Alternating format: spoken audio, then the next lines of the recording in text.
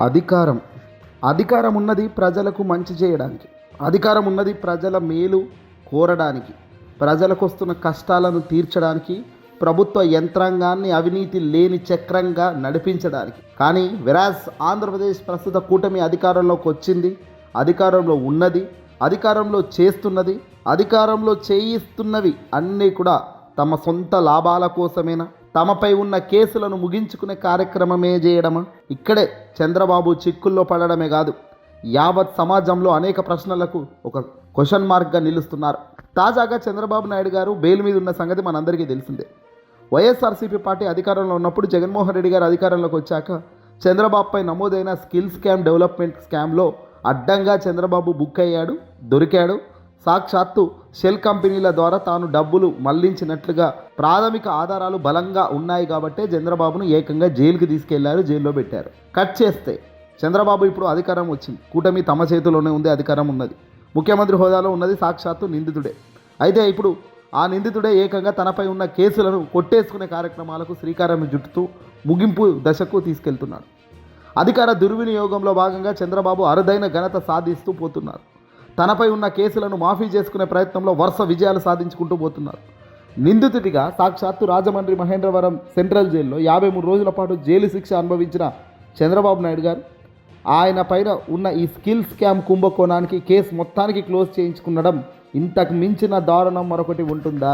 ముఖ్యమంత్రి నారా చంద్రబాబు నాయుడుపై ఉన్న skill scam కుంభకోణం కేసును విజయవాడ ఏసీబీ కోర్టు కొట్టిపారేసింది.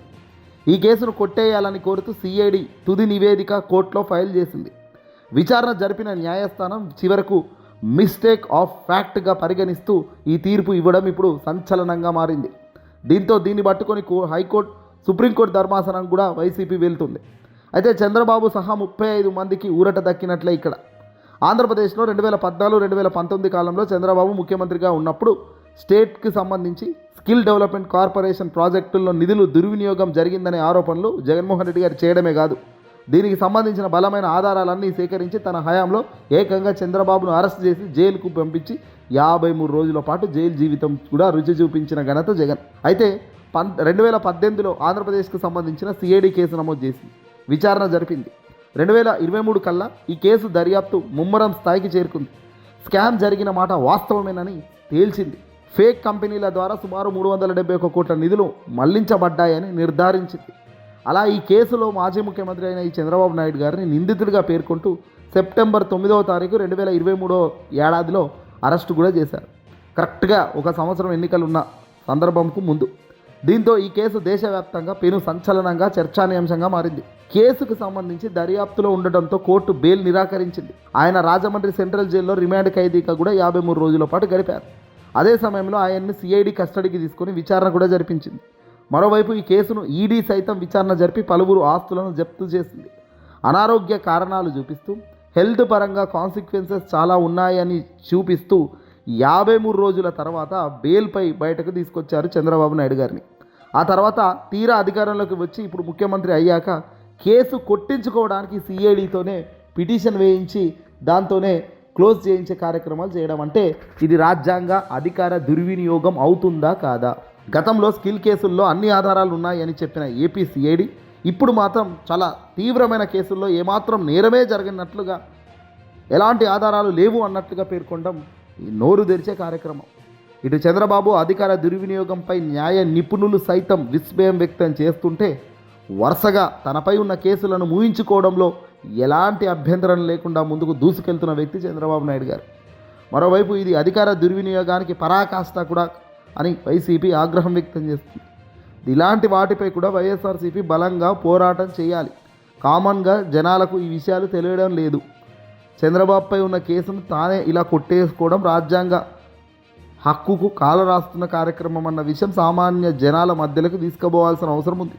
కానీ జనాల మధ్యలకు తీసుకుపోవాల్సిన అంశాలను తీసుకుపోవడంలో కూడా ఇప్పటికీ వైసీపీ ఫెయిల్ అవుతూనే ఉంది.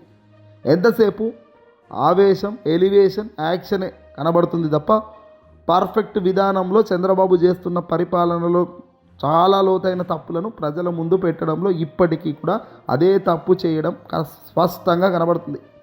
చంద్రబాబు నాయుడు గారు స్కిల్ స్కామ్ కేసు అంటే అతిపెద్ద కేసు అనేది ఈరోజు సామాన్యుడికి కూడా అర్థమవుతుంది. ఈ కేసుల్లో చంద్రబాబు నాయుడు గారు ఎంతో కొంత ఏదో చేశాడు అన్న ఖచ్చితంగా అందరూ ఒప్పుకోవాల్సిన సత్యం, ఒప్పుకున్నారు కూడా ఆయా కోర్టులు ఇచ్చిన తీర్పులు. నిజంగా ఎలాంటి స్కామే లేకపోతే ఇంత సింపుల్గా కేసు కొట్టేసే కార్యక్రమం ఉంటే ఆ రోజు 53 రోజుల పాటు జైలు జీవితం గడిపించాల్సిన కార్యక్రమం కోర్టులు ఎందుకు బెయిల్ ఇవ్వలేదు? ఎందుకంటే ప్రాథమిక ఆధారాలు బలంగా ఉన్నాయని ఆనాడు కోర్టులు చెప్పాయి. ఈనాడు మాత్రం ఏసీబీ కోర్టు మాత్రం కొట్టిపారేసింది. దీని మీద ఈ అపీల్ మీద సుప్రీంకోర్టు ధర్మాసనం వైపు కోర్టు హైకోర్టుకి కూడా పోయారు. హైకోర్టు సుప్రీంకోర్టు కూడా తీర్పు ఇచ్చే కార్యక్రమాలు కూడా చేస్తున్నారు. ఏదేమైనప్పటికీ కూడా స్కిల్ స్కామే కాదు, ఏ స్కామ్ అయినా ఇలా మనకొకరికి ఒకలాగా న్యాయం, ఇంకోరి న్యాయమా? అధికారంలో ఉన్నప్పుడు అధికార దుర్వినియోగం చేస్తే రాజ్యాంగ మౌలిక సూత్రం ఏం చెప్తుంది? ఆర్టికల్ 14 చట్టం ముందు అందరూ సమానత్వం అంటారు. దేశ ప్రధాని అయినా, ముఖ్యమంత్రి అయినా, మంత్రులైనా అందరూ ఒకే చట్టానికి లోబడి ఉండాల్సిందే. అధికారంలో ఉన్నంత మాత్రాన రక్షణ లేదు అంటుంది రాజ్యాంగం. మరి అలాంటి రాజ్యాంగంలోకి సంబంధించిన వ్యక్తులు, ఇంత పెద్ద పొజిషన్లో ఉన్న వ్యక్తులు ఈ రకంగా వాళ్ళకున్న పరిపతిని, వాళ్ళకున్న ఇన్ఫ్లుయెన్స్ని, వాళ్ళకున్న పవర్, డబ్బు అన్నిటిని ఉపయోగిస్తూ ఈ రకమైన చర్యలు చేస్తుండడం, అది కూడా ముఖ్యమంత్రి స్థాయిలో అధికార దుర్వినియోగం చేస్తుంటే దీన్ని ఏమనాలి? ప్రభుత్వ నిధులు దుర్వినియోగం అవుతూనే ఉన్నాయి. టెండర్లు, కాంట్రాక్టర్లు అవినీతి జరుగుతూనే ఉంది. అధికారాన్ని వ్యక్తిగత లాభానికి వినియోగిస్తున్నారు. ప్రతిపక్షాలపై అక్రమ చర్యలు చేస్తూనే ఉన్నారు. చట్ట విరుద్ధ నిర్ణయాలు జరుగుతూనే ఉన్నాయి. ఇన్ని గణం జరుగుతున్నప్పటికీ కూడా దీన్ని అధికార దుర్వినియోగం అనకుండా ఎలా ఉంటారు సామాన్యులు? అవినీతి, రాజ్యాంగ విరుద్ధ చర్యలకు ఇవి పరిగణిస్తారా? చట్టాలు ఎలా వర్తిస్తాయి?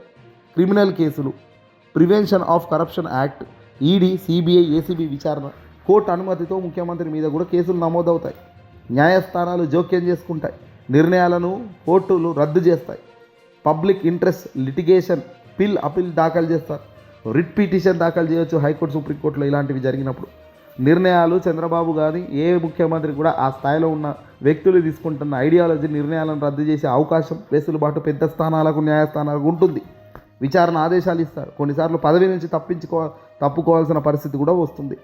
ఇందులో గవర్నర్ పాత్ర కూడా పెద్దగానే ఉంటుంది. గవర్నర్కు నివేదికలు ఇస్తారు. రాజ్యాంగ విరుద్ధంగా ఉంటే ప్రెసిడెంట్ రూల్ ఆర్టికల్ 356 సూచన కూడా జరిపిస్తారు.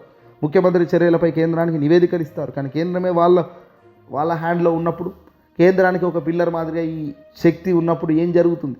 నో కాన్ఫిడెన్స్ మోషన్ శాసనసభలో పెడతారు. సభలో అవినీతి నిరూపణ జరిగితే రాజీనామా చేయాల్సిన పరిస్థితి వస్తుంది. ఎన్నికల అనంతరం అధికారంలో ఉన్నప్పుడు విచారణ నెమ్మదిగా జరిగే అవకాశం ఉంటుందనుకోవచ్చు. కానీ ఏకంగా ఉన్న కేసులను కొట్టేయడం అంటే ఇది రాజ్యాంగ దుర్వినియోగం, అధికార దుర్వినియోగం కాదా?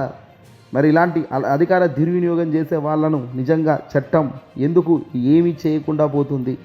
ఇలాంటి సమయంలోనే ఆయా వ్యక్తులు, అధికార దుర్వినియోగం చేసిన వ్యక్తులు వయసు రీత్యా వయసు అయిపోయి కనుక సహజ మరణం కనుక జరిగితే అప్పుడు ఎలా?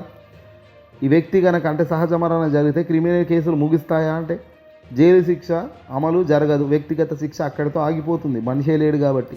కానీ సివిల్ అండ్ ఫైనాన్షియల్ చర్యలు, అక్రమంగా సంపాదించిన ఆస్తులు, అటాచ్లు ఇవన్నీ జరుగుతాయి. కానీ మనిషే లేనప్పుడు ఇవన్నీ క్లోజ్ కదా. ఇదే కదా వీళ్ళ ధైర్యం. ఇదే అధికారంలో ఉంది దుర్వినియోగం చేస్తున్న అందరి ధైర్యం ఏందా అంటే 100 ఏళ్ళ కంటే ఎక్కువ మనిషి బతకడు. ఆల్రెడీ ఇప్పుడే 75 దాకా వచ్చేస్తాం. మాతో 10-15 ఏళ్ళు బతికితే ఎక్కువ. ఎప్పటికైనా పోయే కాలంలో ఖచ్చితంగా పేరు, ప్రఖ్యాత ఇవైతే ఆటోమేటిక్గా వచ్చేస్తాయి. వద్దన్నా, అవునన్నా, కదన్నా వచ్చేస్తాయి. ఎందుకంటే మనం చేసిన పనులు చాలా పెద్దవి కాబట్టి. వెనకాల ఉన్న ఈ అప్పులు, వెనకాల ఉన్న ఈ లొసుగులు, చైన్లు, గొడవలు ఎవడు పట్టించుకోడు. అల్టిమేట్గా వీళ్ళ తప్పులన్నీ మోసేది సామాన్య సగటు మనిషి. ఇది మాత్రం ఈ సగటు మనిషికి అర్థం కాదు.